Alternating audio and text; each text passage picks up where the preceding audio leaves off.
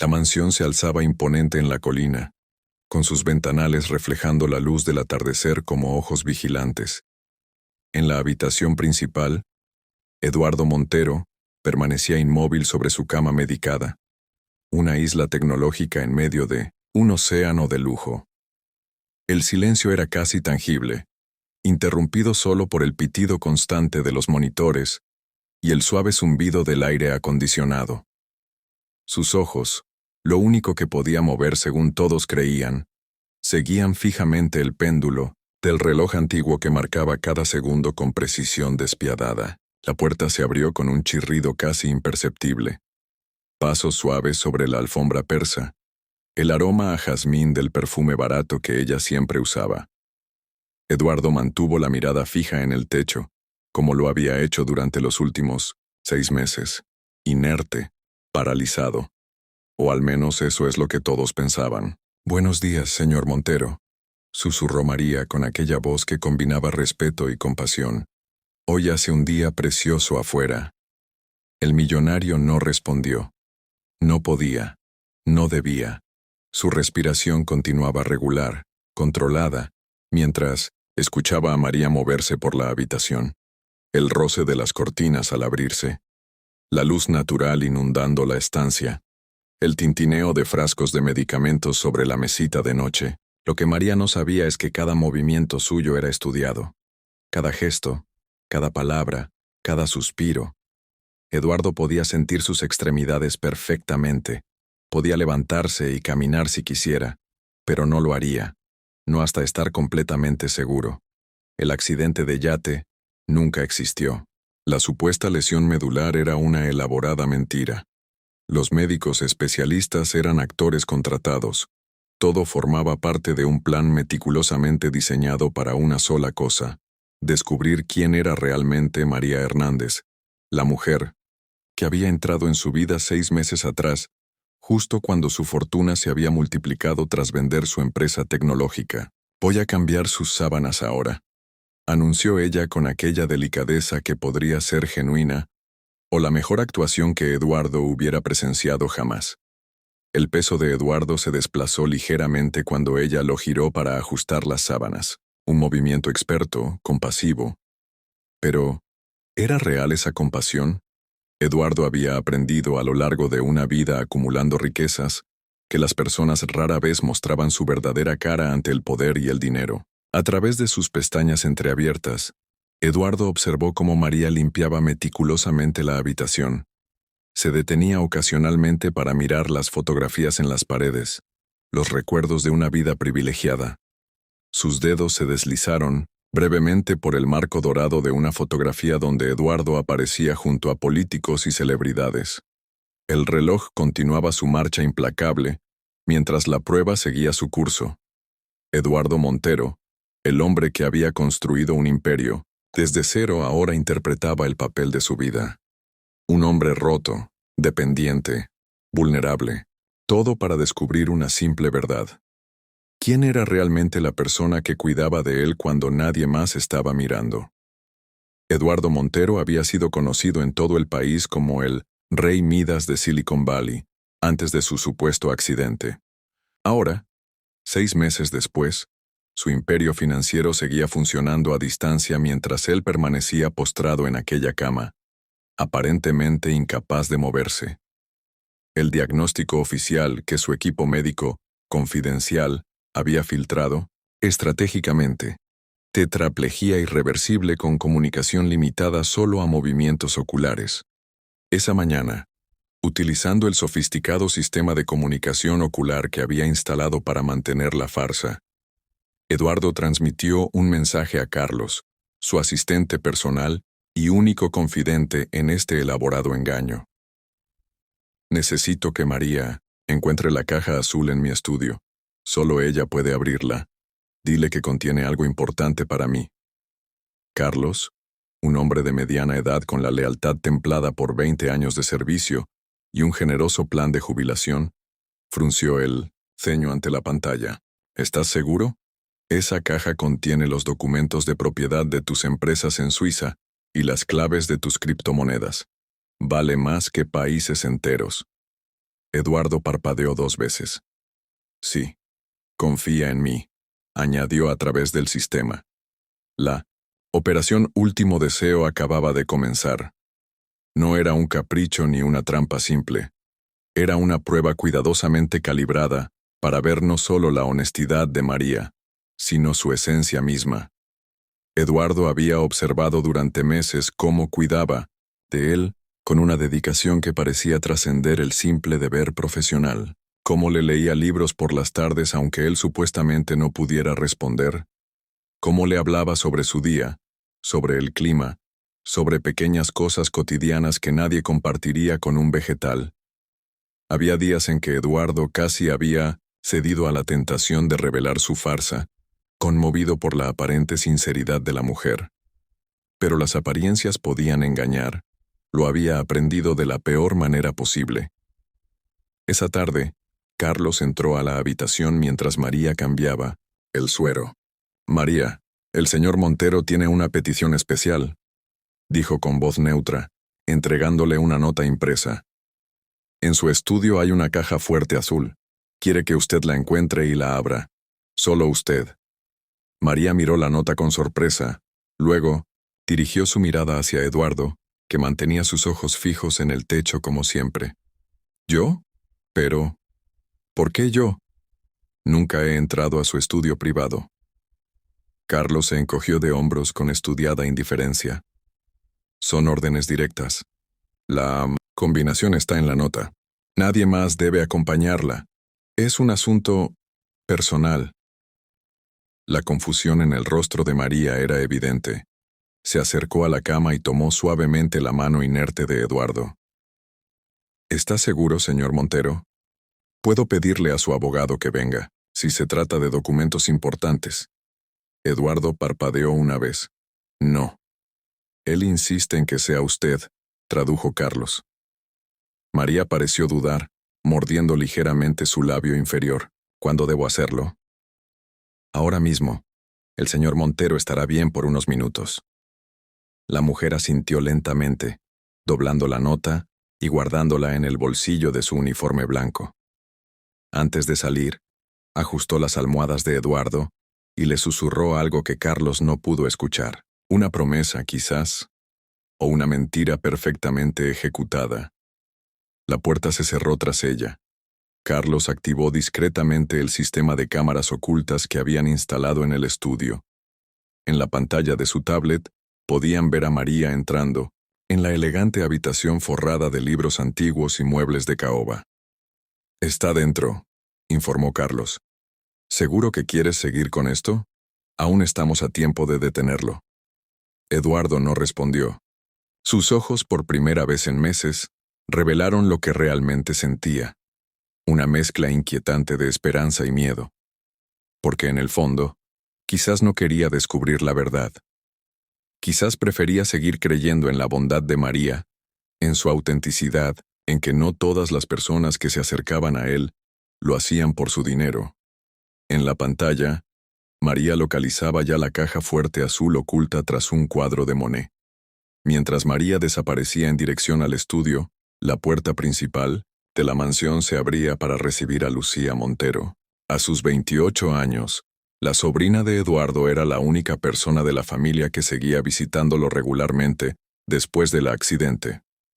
Con su cabello negro recogido en una coleta descuidada y vestida con jeans y una camiseta de una banda indie, Lucía era la antítesis de la opulencia que caracterizaba el apellido Montero. «¿Dónde está María?», preguntó nada más entrar en la habitación, ignorando deliberadamente el saludo protocolario de Carlos. «Traje los chocolates que le prometí». «Está ocupada con un encargo del señor Montero», respondió Carlos secamente, ocultando la tablet donde seguía los movimientos de la empleada. Lucía dejó su mochila en el suelo y se acercó a la cama de su tío. Sin ceremonias ni compasión artificial, se sentó en el borde y tomó su mano. «Hola, tío Eduardo. Sigues teniendo aspecto de zorro viejo, incluso en esa cama». Carlos se tensó ante la irreverencia, pero Eduardo, para sorpresa de ambos, esbozó lo que parecía un atisbo de sonrisa en sus ojos inmóviles. «Señorita Lucía, por favor, Su tío necesita tranquilidad y respeto en su condición, reprendió Carlos. Mi tío necesita que le hablen como a un ser humano, no como a una reliquia frágil, replicó ella, acariciando el cabello canoso de Eduardo. Además, María me ha dicho que responde mejor cuando le hablo normal, sin ese tono de funeral que todos usan aquí. La mención de María provocó que Carlos mirara nerviosamente hacia la tablet. Eduardo, por su parte, sintió una punzada de culpabilidad que se esforzó en no demostrar. Lucía había sido la primera en hablar maravillas de María. De hecho, había sido ella quien la había recomendado después de conocerla en el programa de voluntariado del hospital donde trabajaba como psicóloga infantil. No es como las enfermeras que has tenido antes, tío. María tiene algo especial, una luz. Se preocupa de verdad, le había dicho antes de contratarla. ¿Sabes qué me contó María la semana pasada? Continuó Lucía, ajena a la tensión que su comentario había provocado. Me dijo que te ha estado leyendo El Principito porque cree que puedes entenderla. Dice que a veces, cuando llega a la parte del zorro, tus ojos brillan diferente. Carlos tosió incómodamente. Señorita Lucía, con todo respeto, los médicos han sido claros sobre el estado de su tío. Cualquier respuesta que perciba es probablemente involuntaria o involuntaria como las lágrimas que vi la semana pasada cuando María le mostró. ¿El álbum de fotos de cuando era joven? Interrumpió Lucía. Los médicos pueden decir lo que quieran. María y yo sabemos que el tío Eduardo sigue ahí dentro, ¿verdad? Dirigió esta última pregunta directamente a Eduardo, cuyos ojos ahora reflejaban una tormenta interior invisible para todos, excepto para él mismo. Lucía sacó de su bolso un pequeño cuaderno gastado. María me pidió que te leyera esto, hoy. Son cartas que los niños del hospital te han escrito desde que donaste el nuevo ala de oncología. No te preocupes. Ella no sabe que fuiste tú realmente quien hizo la donación anónima.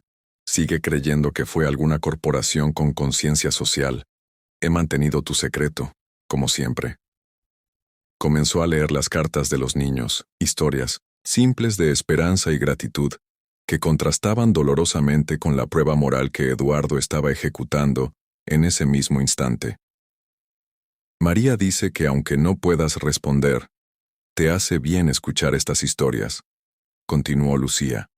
Dice que todos necesitamos recordar que hay bondad en el mundo, especialmente cuando estamos atrapados en nuestras propias circunstancias.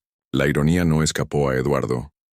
Mientras ponía a prueba la integridad de María con una tentación millonaria, ella seguía creyendo en su humanidad cuando nadie más lo hacía, tratándolo como un hombre completo cuando todos los demás lo veían como una cáscara vacía, digna solo de lástima o de la atención profesional que su fortuna podía comprar. Carlos consultó nuevamente la tablet, visiblemente nervioso. En la pantalla, María ya había encontrado la caja fuerte y estaba introduciendo la combinación con dedos temblorosos. Tu enfermera es especial, tío, dijo Lucía, ajena al drama que se desarrollaba simultáneamente. Ayer me contó que rechazó una oferta para trabajar en una clínica privada con mejor sueldo porque siente que te abandonaría. El señor Montero me necesita más que nadie ahora, me dijo. ¿Qué clase de persona sería si lo dejara solo porque me ofrecen más dinero? Las palabras cayeron como piedras en el estanque de la conciencia de Eduardo Montero. Mientras tanto, en el estudio, la caja fuerte finalmente se abría. Carlos Vega había servido a Eduardo Montero durante 2 décadas. Había sido testigo de su ascenso meteórico, de la construcción implacable de su imperio tecnológico, y de las consecuencias que la ambición desmedida había dejado a su paso. Había visto cómo su jefe desconfiaba progresivamente de todos, cómo el dinero había envenenado cada relación, cada vínculo humano en su vida. Por eso, cuando Eduardo le reveló su plan 6 meses atrás, fingir una parálisis para probar la lealtad de quienes lo rodeaban, Carlos no se sorprendió. Lo que sí le sorprendió fue sentir por primera vez en años una punzada de duda moral. Ahora, mientras observaba la pantalla donde María abría temblorosa la caja fuerte azul, esa duda se había convertido en un remordimiento palpable. Eduardo, murmuró en voz baja para que Lucía no pudiera escucharlo mientras continuaba leyendo las cartas de los niños. Aún podemos detener esto. No es tarde. Los ojos del millonario se mantuvieron fijos en el techo, ignorando deliberadamente la súplica de su asistente. Carlos respiró hondo.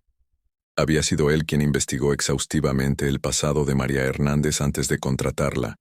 Nacida en un pueblo pequeño, hija de inmigrantes, becada en enfermería, trabajando en 3 empleos simultáneos para mantener a su madre enferma. Sin antecedentes, sin manchas en su expediente. Demasiado perfecta, había pensado entonces.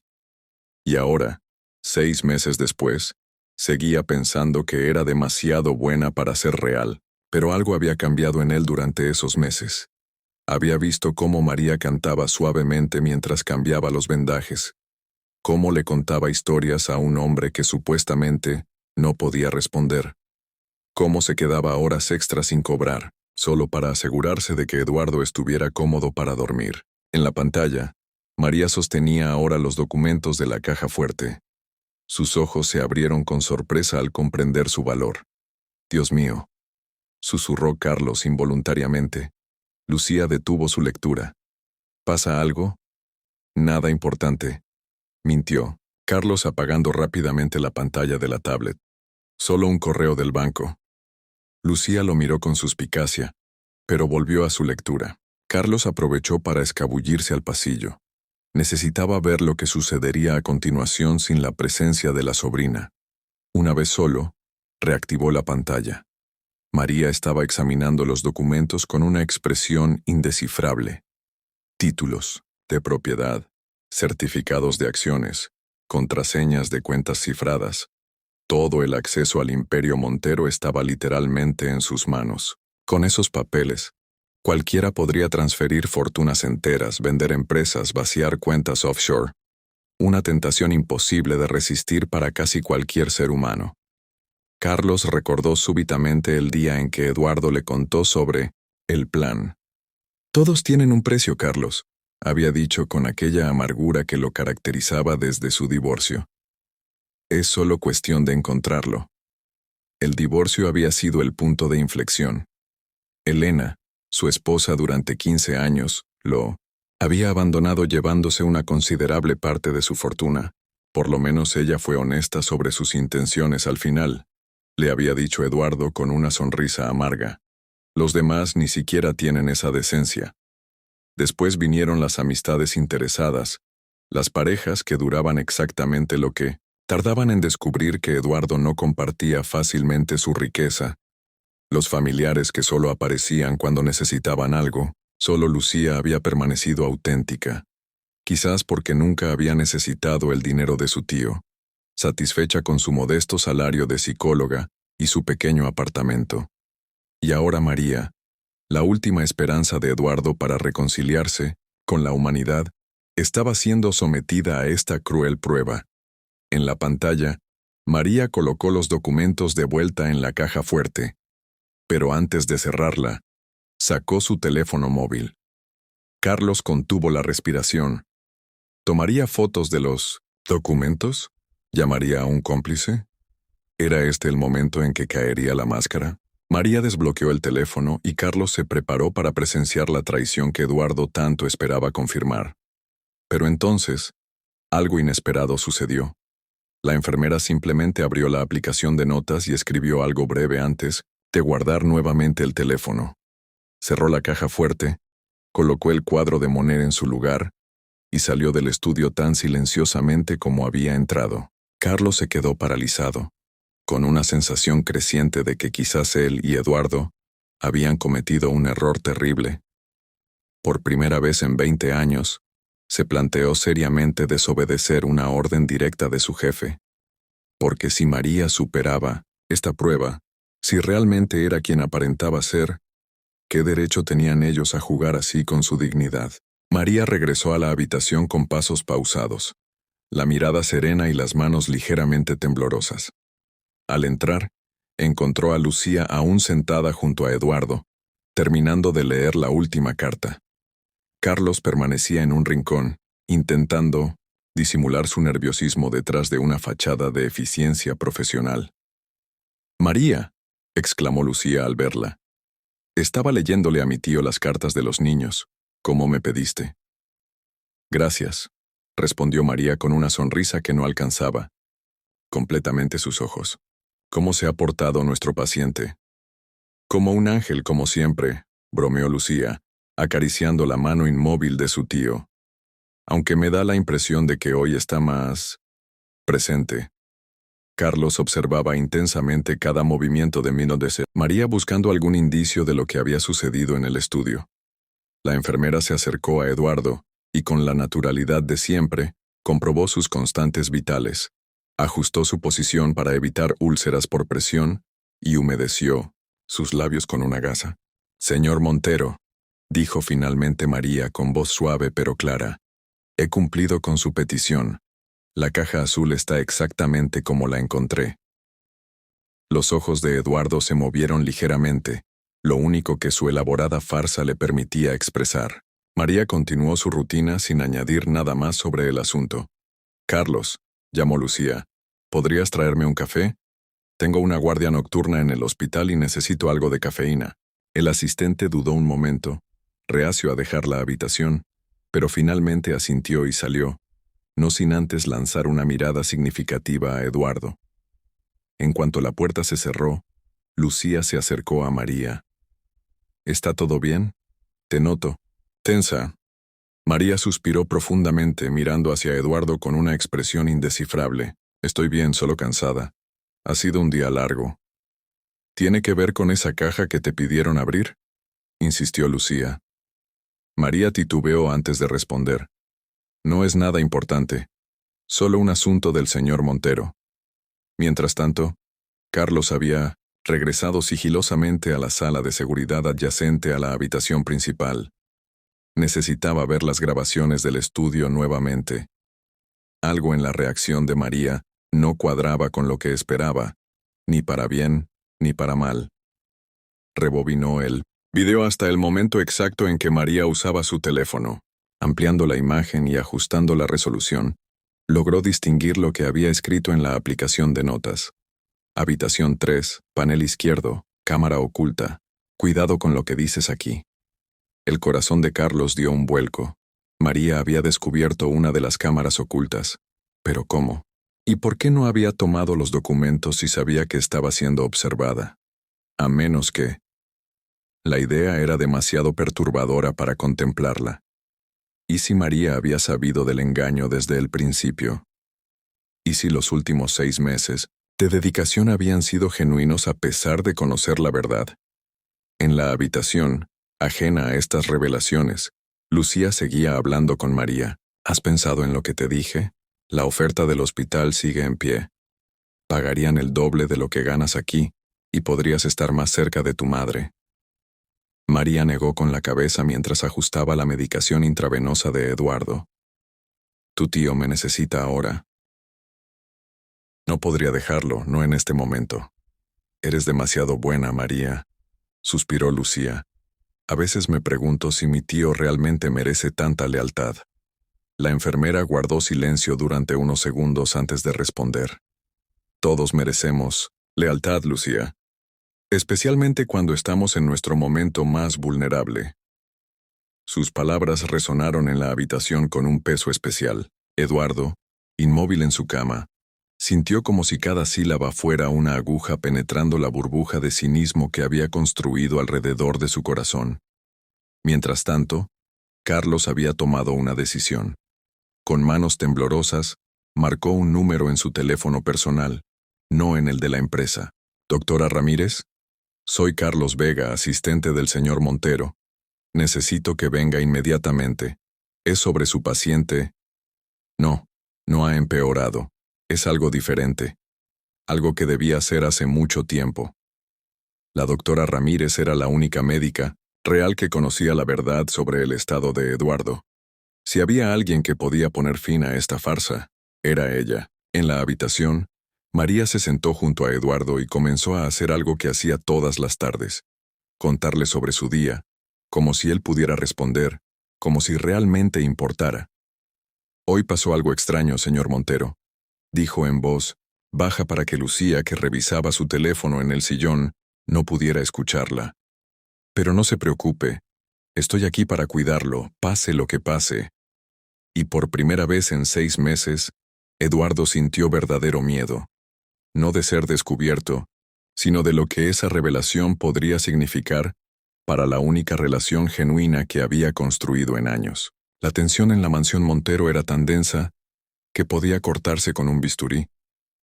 María continuaba con sus tareas habituales, moviéndose por la habitación con esa gracia silenciosa que la caracterizaba, mientras Lucía observaba alternativamente a su tío y a la enfermera con creciente curiosidad.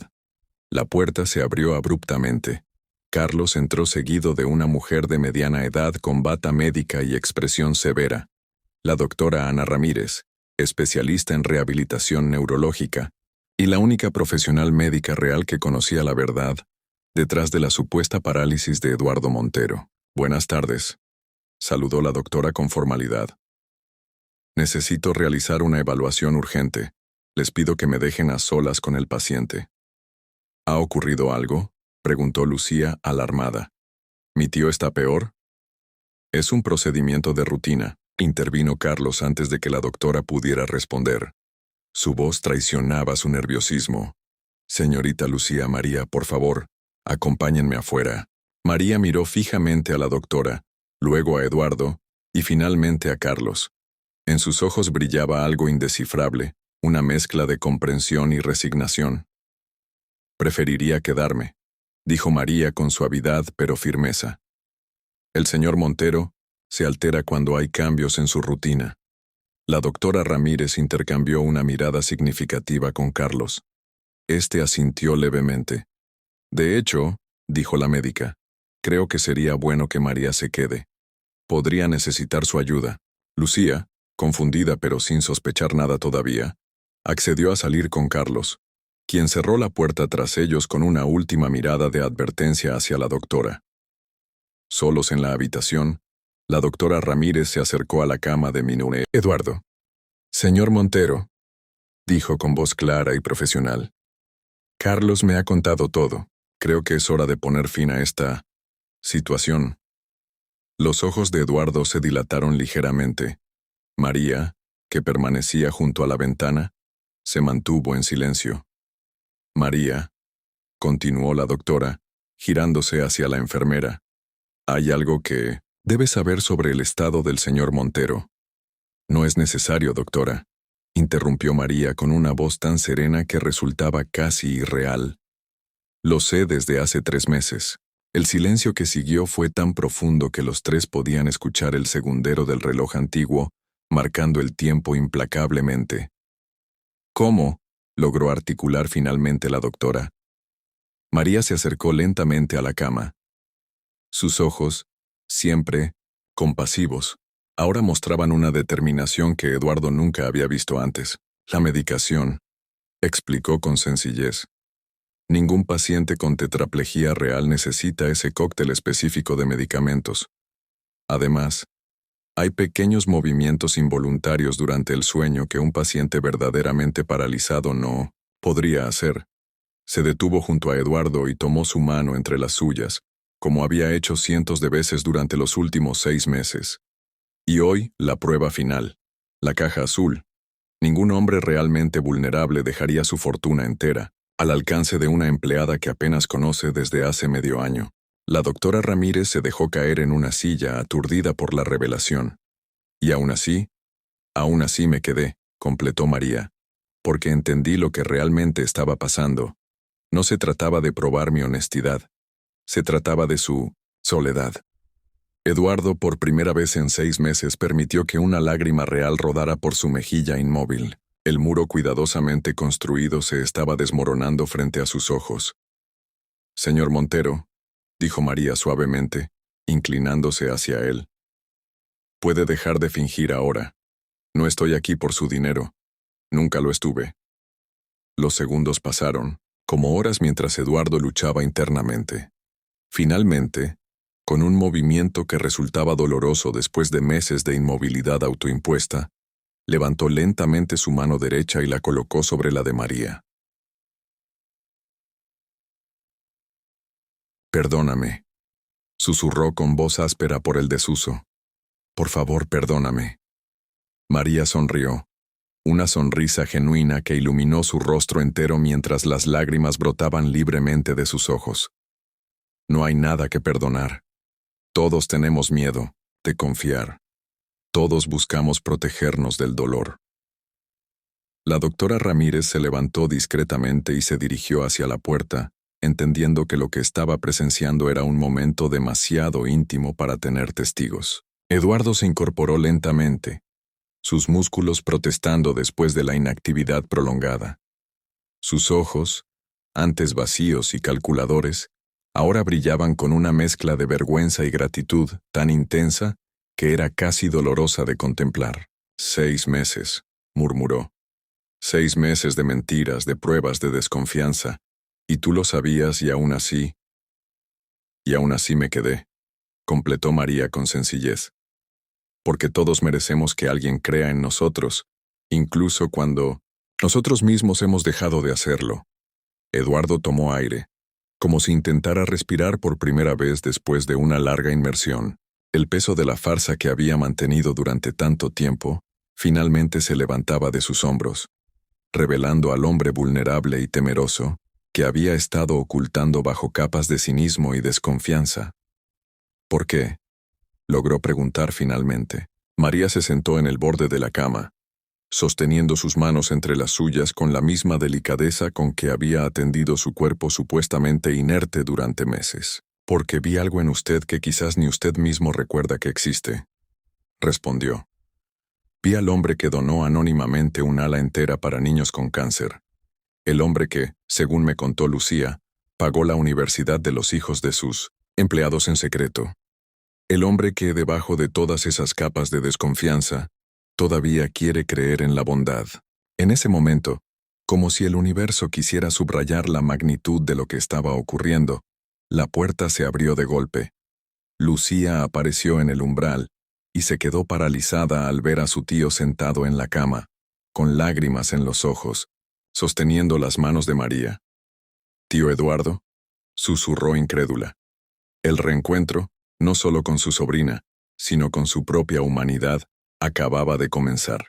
La expresión de Lucía pasó del asombro a la confusión, y finalmente, al entendimiento. Sus ojos se abrieron de par en par mientras intentaba procesar lo que estaba viendo. «Todo este tiempo», murmuró, acercándose lentamente a la cama, donde su tío permanecía sentado, aún sosteniendo las manos de María. «Todo este tiempo podías moverte». Carlos apareció detrás de ella, su rostro una máscara de resignación y alivio entremezclados. Sostenía un sobre manila grueso en 1900, sus manos que ahora parecía pesar 1 tonelada. «Lucía, puedo explicarlo», comenzó Eduardo con voz ronca. «No», exclamó ella retrocediendo. «¿Sabes cuántas noches lloré por ti? ¿Cuántas veces recé para que ocurriera un milagro? ¿Y todo fue una mentira?». La doctora Ramírez intervino, con voz calmada. Técnicamente su tío ha estado atravesando un trauma psicológico real, aunque la parálisis fuera fingida, completó Lucía, su voz quebrándose. La palabra que busca es fingida, doctora. Eduardo intentó levantarse, pero sus músculos, debilitados por meses de inactividad voluntaria, apenas respondían. María lo sostuvo con la misma delicadeza profesional de siempre. «Lucía, por favor», suplicó Eduardo. «Lo hice porque necesitaba saber». «¿Saber qué? ¿Si eras digno de ser amado sin tu dinero? ¿Si alguien podía quererte por quien eres y no por lo que tienes?». La voz de Lucía temblaba de indignación. «¿Y qué descubriste, tío?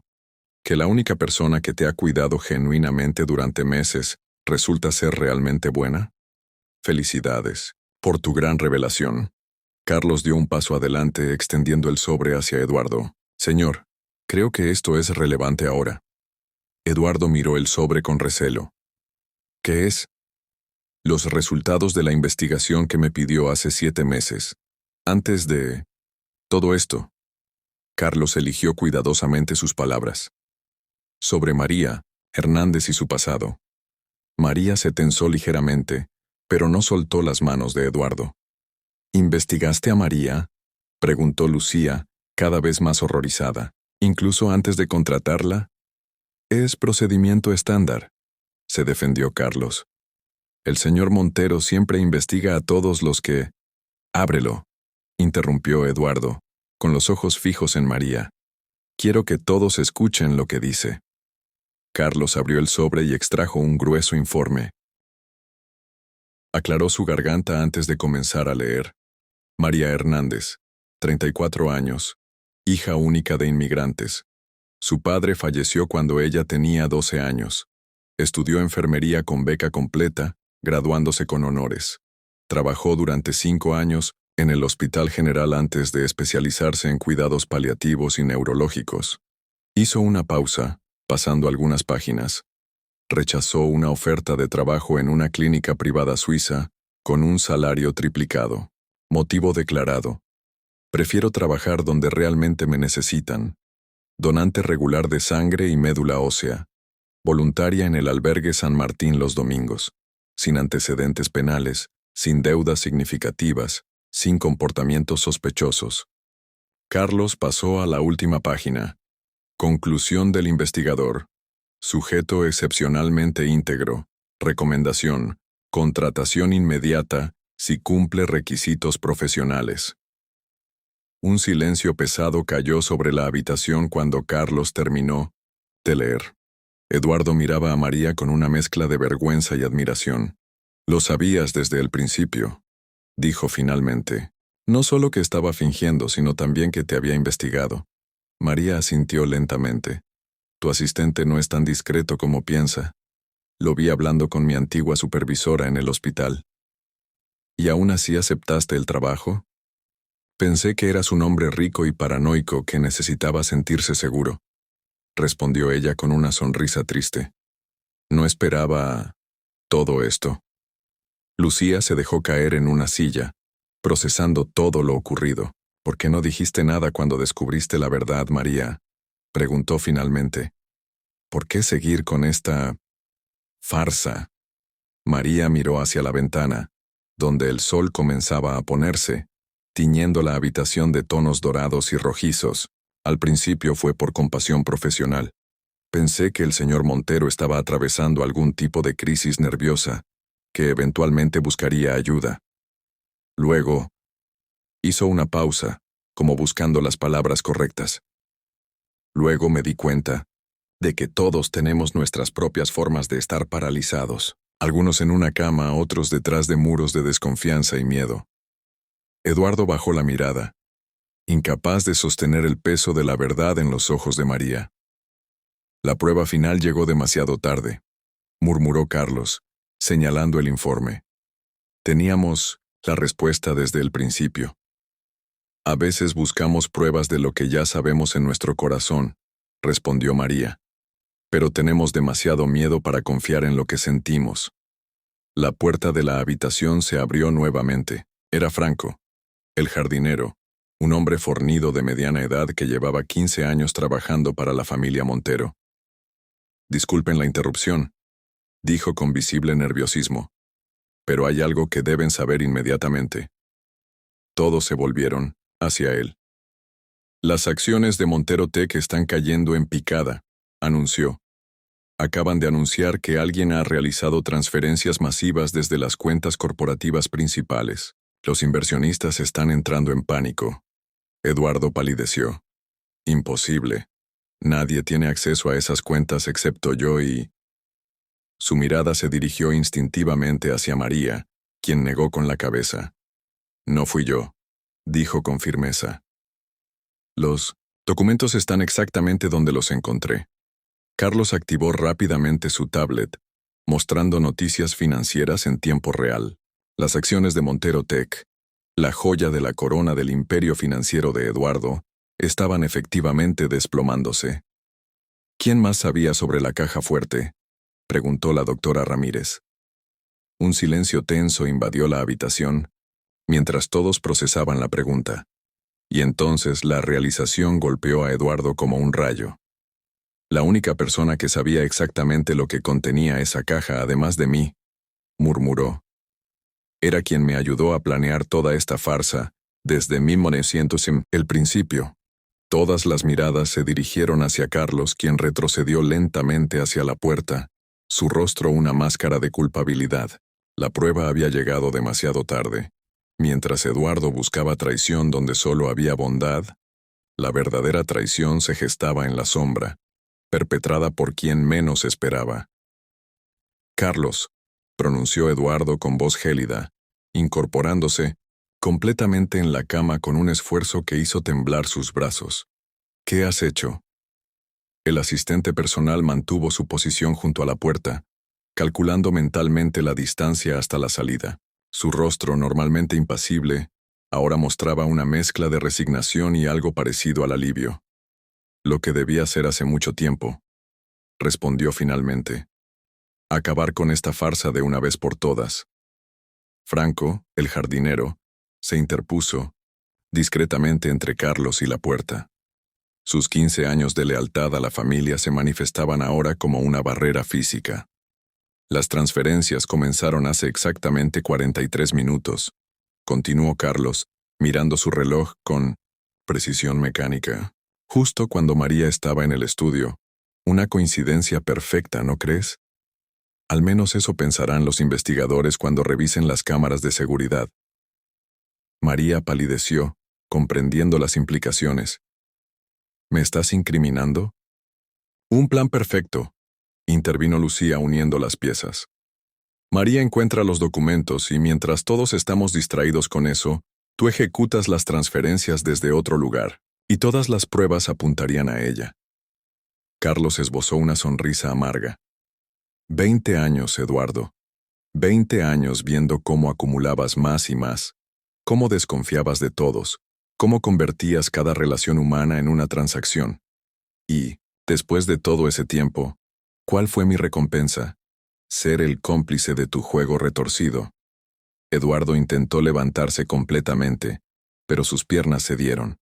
María lo sostuvo instintivamente, su instinto profesional dominando sobre cualquier sentimiento de traición. ¿A dónde fue el dinero?, preguntó Eduardo, su mente de empresario ya calculando daños, alternativas, soluciones. A cientos de cuentas diferentes, respondió Carlos. Un laberinto digital imposible de rastrear. Para cuando tus abogados descubran algo, será demasiado tarde.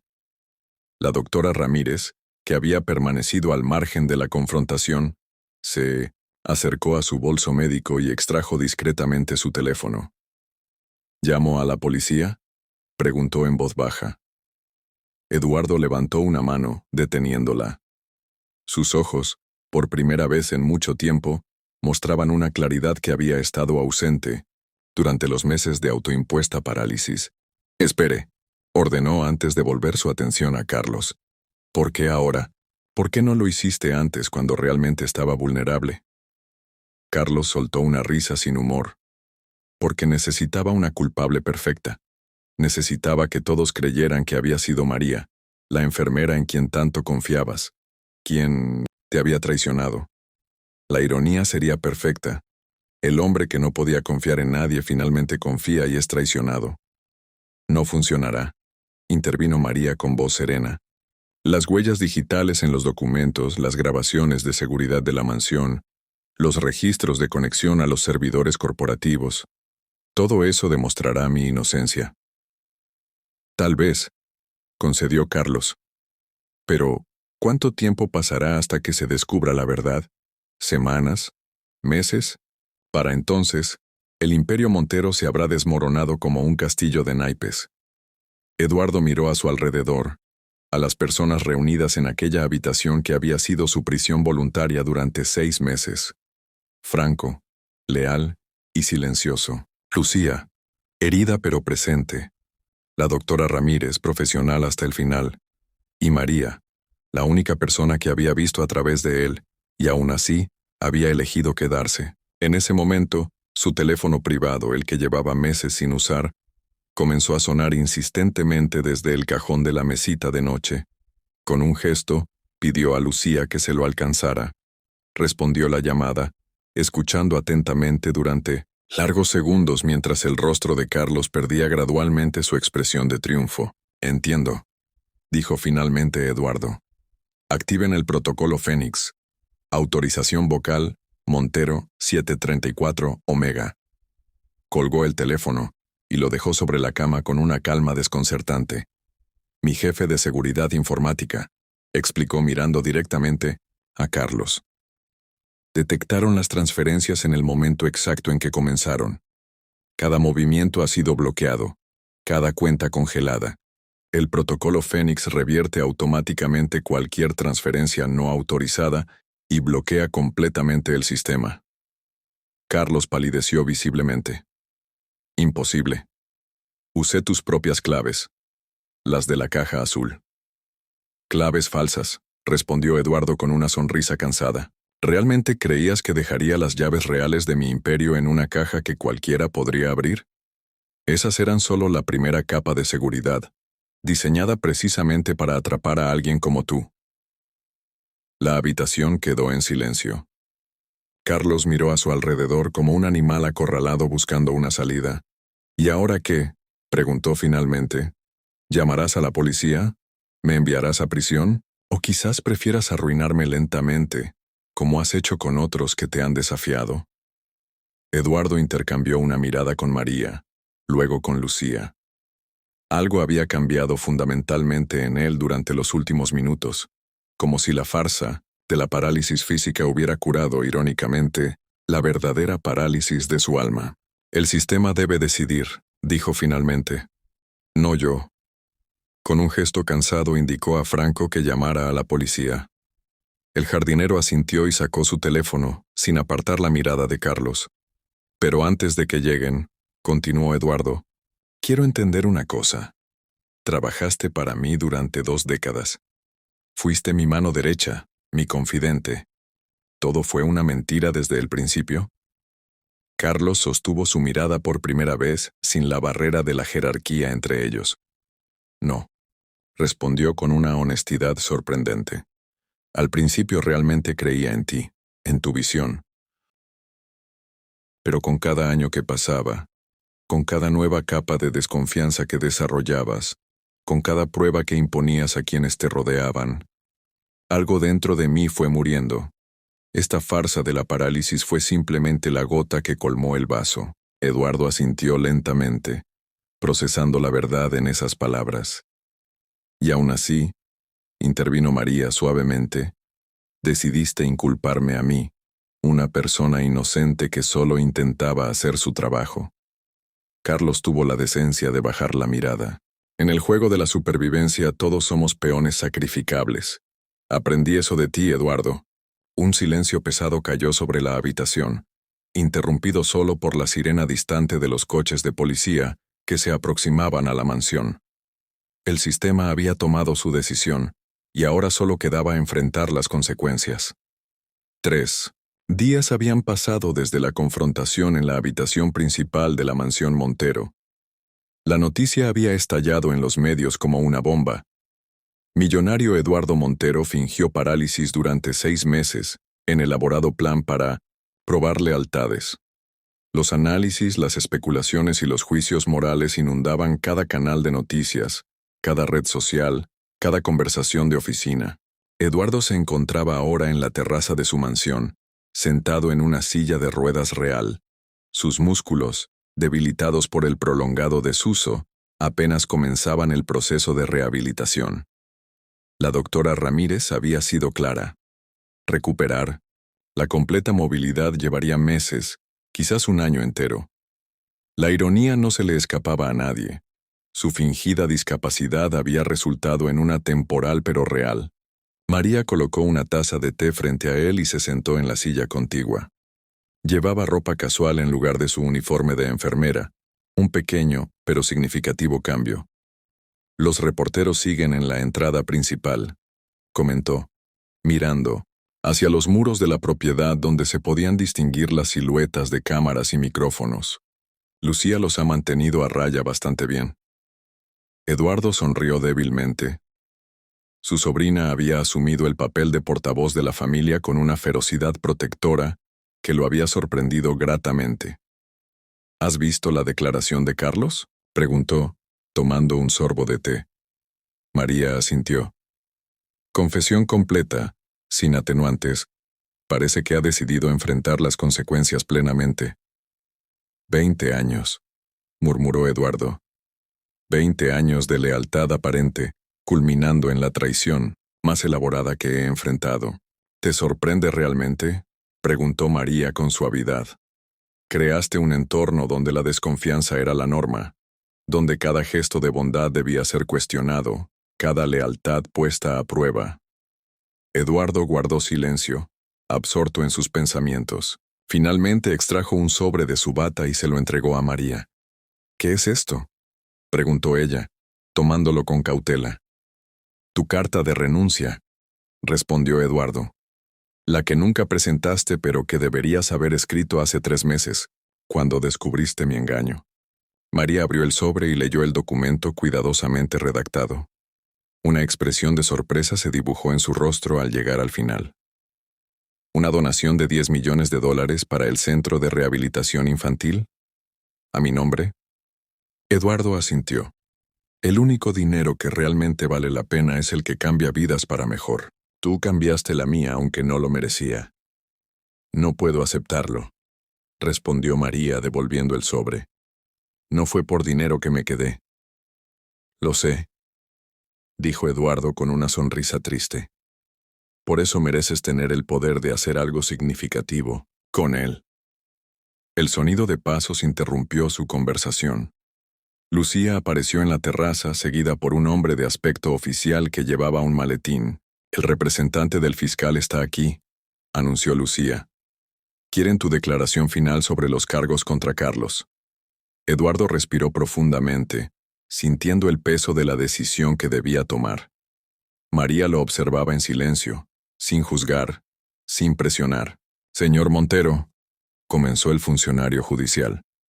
Como víctima principal en este caso de intento de fraude corporativo, su posición respecto a los cargos será considerada por el juez.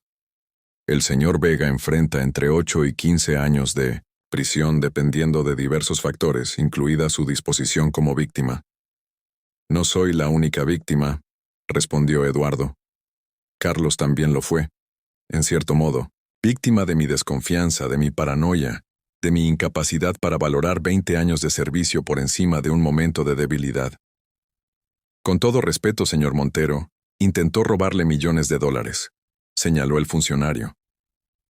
¿Y cuántos millones gané gracias a su trabajo durante 2 décadas?, replicó Eduardo. Las matemáticas no siempre se aplican a las relaciones humanas. María observaba con creciente interés el cambio en Eduardo.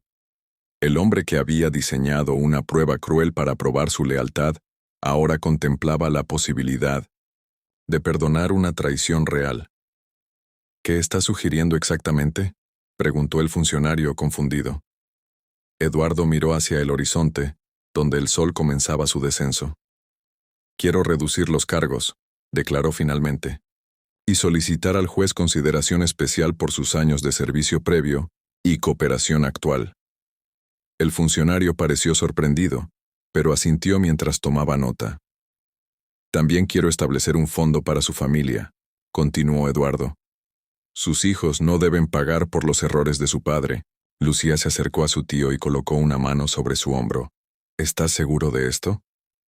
Por primera vez en mucho tiempo, sí, respondió Eduardo. Estoy absolutamente seguro. Cuando el funcionario se retiró con los documentos firmados, un silencio contemplativo se instaló en la terraza.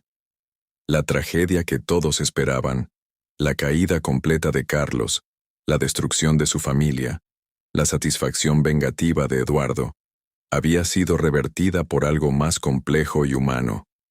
Comprensión, responsabilidad compartida y la posibilidad de redención. No lo entiendo, confesó Lucía. Después de lo que intentó hacerte, después de cómo intentó inculpar a María, Eduardo tomó la mano de su sobrina. Durante 6 meses fingí estar paralizado para probar que todos a mi alrededor eran potenciales traidores. Y al final, ¿qué descubrí? Que cuando tratas a las personas como criminales, eventualmente se comportan como tales. María, que había permanecido en silencio, finalmente habló. ¿Qué harás ahora? Los médicos dicen que la rehabilitación será larga. Eduardo miró hacia la mansión que había sido tanto su fortaleza como su prisión. Vender esto para empezar.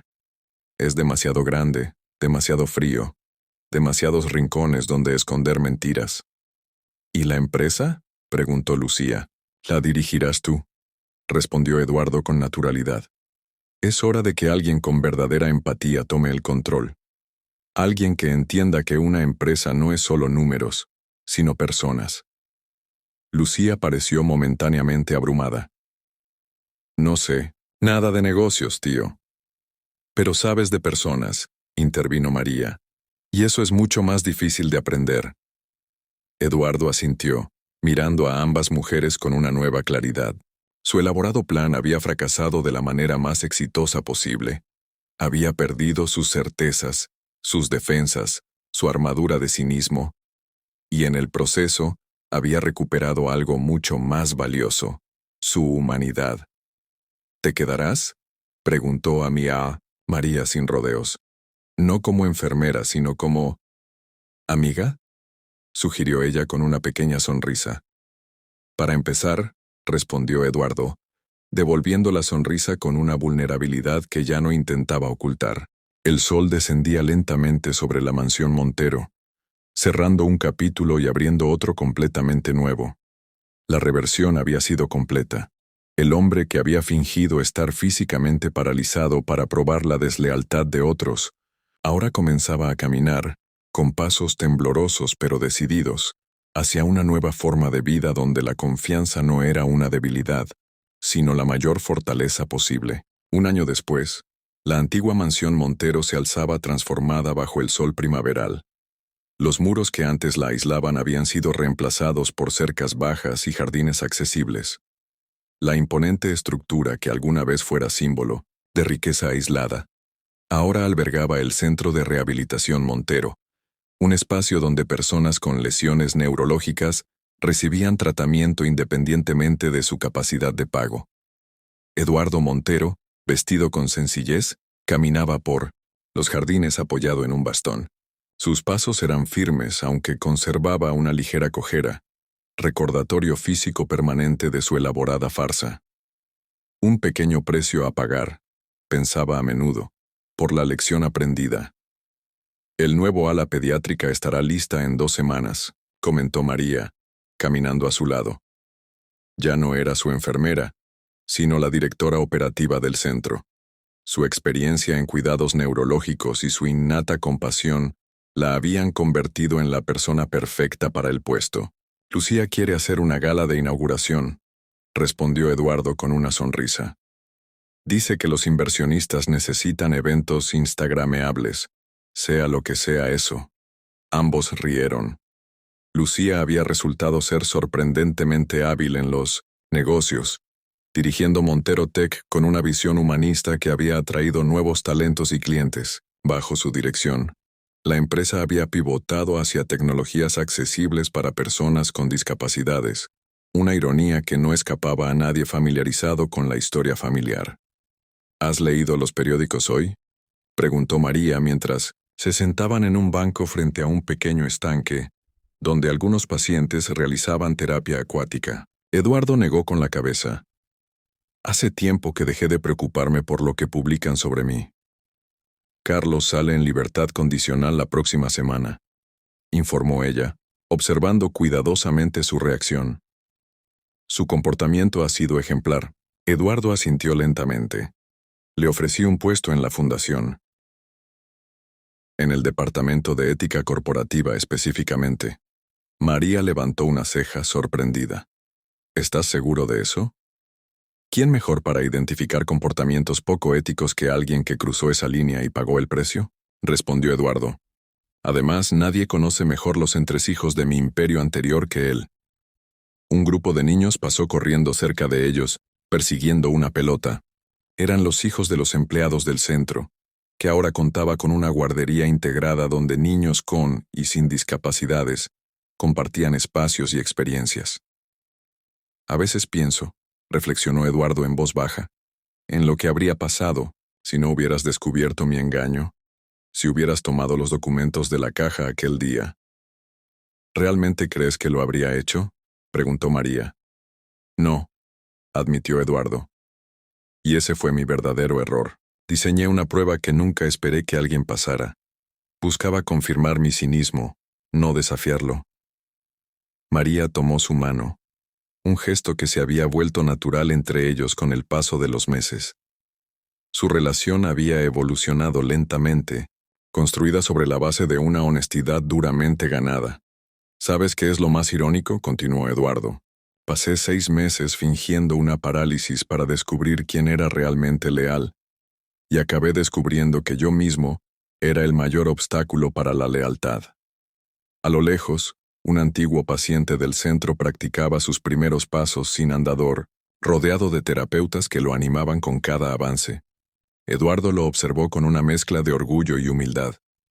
Ayer recibimos la carta de aquel hombre, Antonio, comentó María. El que llegó convencido de que nunca volvería a caminar. Dice que cuando salga de aquí, quiere trabajar como motivador para otros pacientes. Eduardo sonrió. De la desesperación a la esperanza, de la desconfianza a la fe. Parece que todos estamos en nuestro propio proceso de rehabilitación, ¿no? ¿Crees? Un suave timbre sonó anunciando el inicio de una nueva sesión de terapia grupal. María se levantó, pero antes de marcharse se inclinó y besó ligeramente la mejilla de Eduardo. A veces necesitamos caer realmente bajo para aprender a mirar hacia arriba, dijo con una sonrisa antes de alejarse hacia el edificio principal. Eduardo permaneció sentado, contemplando la transformación que se había producido no solo en los terrenos de su antigua mansión, sino en su propia vida. El hombre que una vez lo tuvo todo y aún así no confiaba en nadie, ahora tenía menos posesiones materiales, pero una riqueza infinitamente mayor. La historia del millonario que fingió estar paralizado para poner a prueba a su empleada no era, al final, sobre el engaño o la desconfianza. Era sobre la parálisis real que afecta a tantos de nosotros, la incapacidad de creer en la bondad, de arriesgarnos a confiar, de abrirnos a la posibilidad de ser heridos pero también profundamente amados. Porque, ¿qué es la verdadera parálisis? ¿Un cuerpo que no puede moverse o un corazón que no se atreve a sentir? ¿Una mente incapaz de crear conexiones nuevas?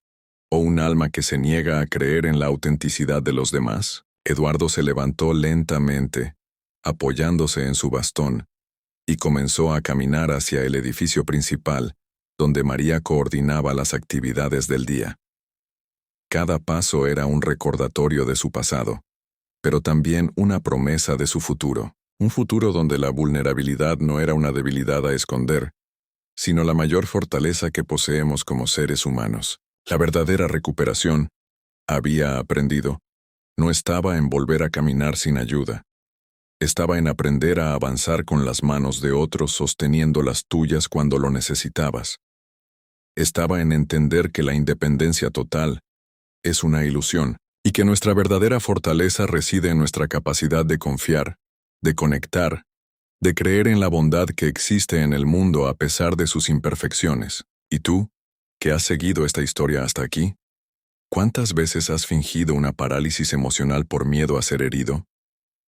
¿Cuántas veces has puesto a prueba a quienes te rodean, estableciendo barreras invisibles, pero impenetrables?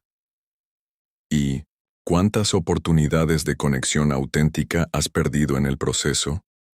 Porque al final, todos somos un poco como Eduardo Montero, temerosos del dolor, ansiosos por protegernos, y desesperadamente necesitados de alguien que vea a través de nuestras defensas y aún así decida quedarse.